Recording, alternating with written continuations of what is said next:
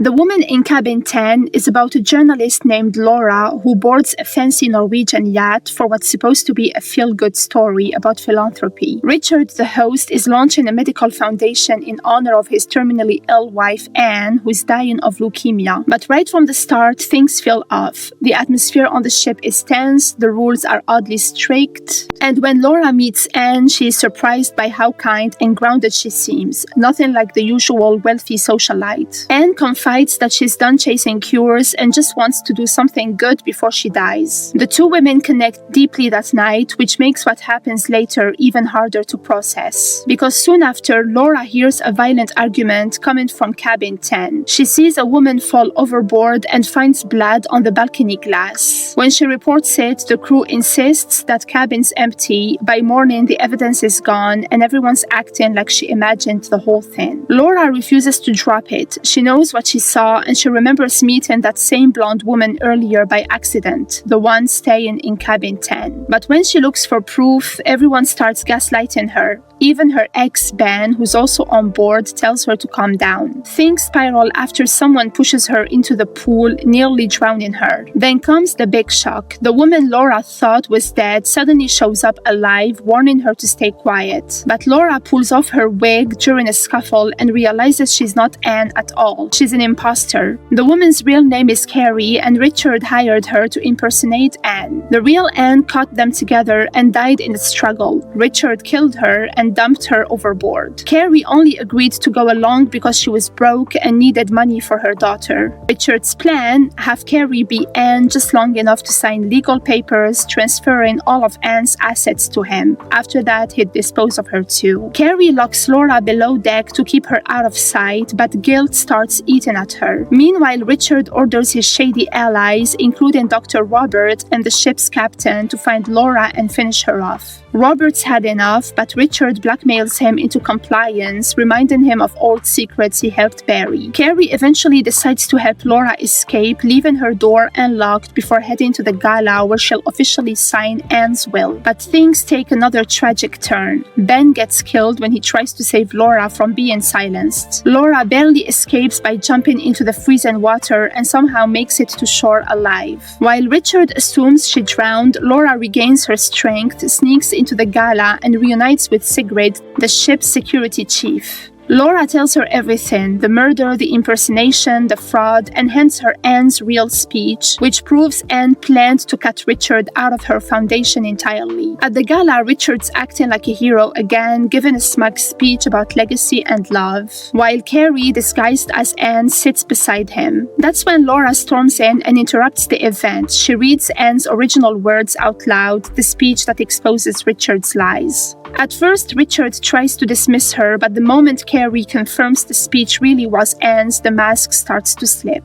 When Richard snaps and screams that Carrie isn't even Anne, the crowd gasps in shock. Suddenly, everyone sees Laura was telling the truth all along.